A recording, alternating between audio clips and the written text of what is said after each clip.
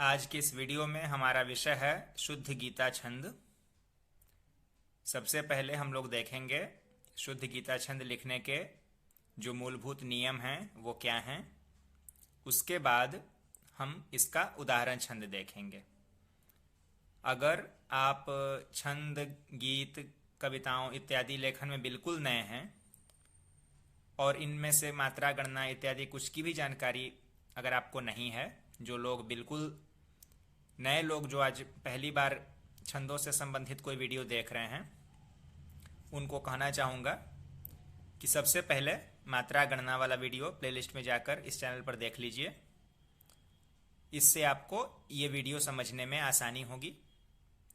अगर आपको मात्रा गणना नहीं भी आती है तो भी कोई दिक्कत नहीं है, क्योंकि इस वीडियो को देखने पर आपको खुद अंदाज होने लगेगा कि मात्राएं क्या होती है। ठीक है, तो इस वीडियो में तो हमारा विषय ये छंद है। बहुत सारे छंदों पर मैं चर्चा करता रहता हूँ। प्लेलिस्ट में सारे वीडियो उपलब्ध हैं, देख सकते हैं। चलिए शुरू करते हैं आज का अपना विषय शुद्ध गीता छंद। सबसे पहले हम इसके नियमों पर बात करते हैं कि इसके जो मुख्य नियम हैं वो क्या क्या हैं।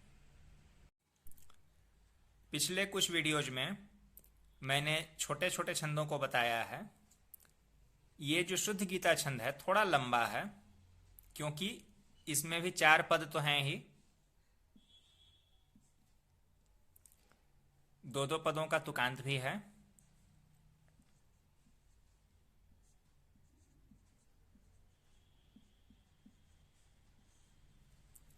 तुकांतता कैसे लाई जाए इस पर भी मैंने विस्तार से चर्चा की है, प्लेलिस्ट में आप लोग देख सकते हैं।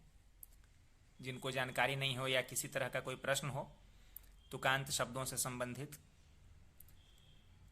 तो मैं कह रहा हूँ कि इसमें ये थोड़ा लंबा छंद है। लंबा कहने से मतलब है कि जो 4 पद की मैंने यहाँ बात की, तो हर एक पद में 27 मात्राएं होती हैं। हर एक पद में 27 मात्राएं आपको इसमें रखनी है। कैसे रखनी है? पहले 14 मात्राएं आएंगी, उसके बाद यति पड़ेगी, यति यानी विराम, फिर 13 मात्राएं रहेंगी। तो 14 और 13 मिलाकर 27। यही इस छंद का जो एक आरंभिक परिचय आप लोग जान लीजिए, यही है। अब एक प्रश्न मन में उठता है, ये थोड़ा जो लंबा छंद है, विशेषकर जो नए लोग या जो पहली बार छंदों से संबंधित कोई वीडियो देख रहे हैं, तो अब इसको लय कैसे लाई जाए? क्योंकि ज़्यादा मात्राएं हैं, छोटी छोटी मात्राओं वाले में तो लय लाना थोड़ा आसान हो जाता है। तो देखिए, छंद जो हमारे हैं उनमें ऐसी व्यवस्था दी होती है कि अगर प्रश्न होता है तो उत्तर भी उसमें अपने आप ही छिपा होता है, सिर्फ उसको पहचानने की जरूरत है। ठीक वही बात शुद्ध गीता छंद के साथ है। अगर यहाँ ज़्यादा मात्राएं आ रही है तो इसकी लय भी खुद ही निर्धारित है। लय क्या है वो मैं आपको बता रहा हूँ। सबसे पहले हम इस 14 मात्राओं वाले खंड की बात करते हैं। 14 मात्राएं कैसे लानी है, विस्तार से बताने का मेरा उद्देश्य यही रहता है कि नए लोगों को समझने में कोई कठिनाई नहीं हो। ये देखिए, ये हो गई आपकी 14 मात्राओं वाले खंड की लय। उसके बाद फिर यति पड़ेगी और हम लोग 13 मात्राएं लाएंगे।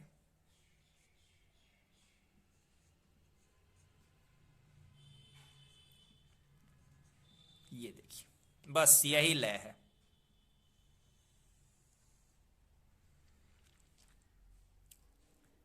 राजभागा, राजभागा, राजभागा, राजभा ल। ये जो मैंने अभी कहा है, क्या कहा है आप लोग अच्छी तरह समझ पा रहे हैं। रगण गुरु, रगण गुरु, गा से गुरु को हम लोग व्यक्त करते हैं। रगण गुरु, रगण और ल से लघु को, तो रगण और रगण और लघु। तो राजभा यानी रगण और ल, राजभागा यानी रगण और गुरु, और यहाँ राजभा ल। तो ये राजभागा, राजभागा, राजभागा, राजभा ल, यही इसकी लय होती है। अब तो कहीं कोई कठिनाई नहीं होगी। पद का जो अंत है, एक बात और, ये जो पद का जो अंत देख रहे हैं वो गुरु और लघु रहेगा। तो मन में प्रश्न आ रहा होगा कि इतने सारे गुरु तो यहां पर भी हैं, गुरु लघु तो यहां भी है। तो करना ये है कि इस गुरु लघु को गुरु लघु ही रहने देना है। मतलब क्योंकि ये मात्रिक छंद है तो इस गुरु को भी हम लोग लघु कर सकते हैं, दो लघु कर सकते हैं। मतलब इस गुरु को भी हम लोग दो लघु कर सकते हैं, लेकिन बाकी में को भी दो लघु हम लोग ले सकते हैं, लेकिन इसको दो लघु नहीं लेना है। इसको गुरु रहने देना है और इसको लघु रहने देना है, यही करना है। तो ये होते हैं इस छंद के मूलभूत नियम। आशा है कि बिल्कुल समझ में आ रहा होगा। जो भी कंफ्यूजन है अभी उदाहरण छंद में दिखलाऊंगा, उसमें दूर हो जाएगा। तो अब उदाहरण छंद देखा जाए। अब देखिए उदाहरण छंद। पूरा छंद मैंने लिख दिया है, चारों पद। रूप तेरा है लुभाता होंठ जपते नित्य नाम, नैन देखें सिर्फ तुझको भूल जाते अन्य काम, तू जहां मैं भी वही हूं और मेरी कौन आस, आम कहता है सभी को दिल तुझे बस मान खास। यहां दो दो पदों में तुक आप लोग देख रहे हैं।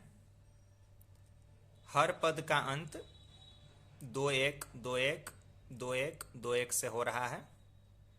मात्राएं गिनिए।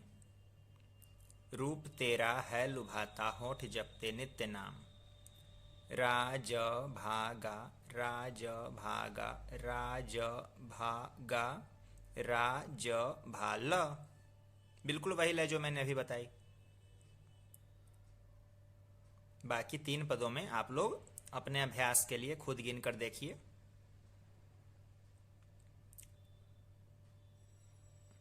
तो यही होता है शुद्ध गीता छंद लिखने का तरीका। छंद से संबंधित कोई प्रश्न हो कमेंट बॉक्स में जरूर पूछिए। अगले वीडियो में हम लोग बात करेंगे किसी नए विषय पर।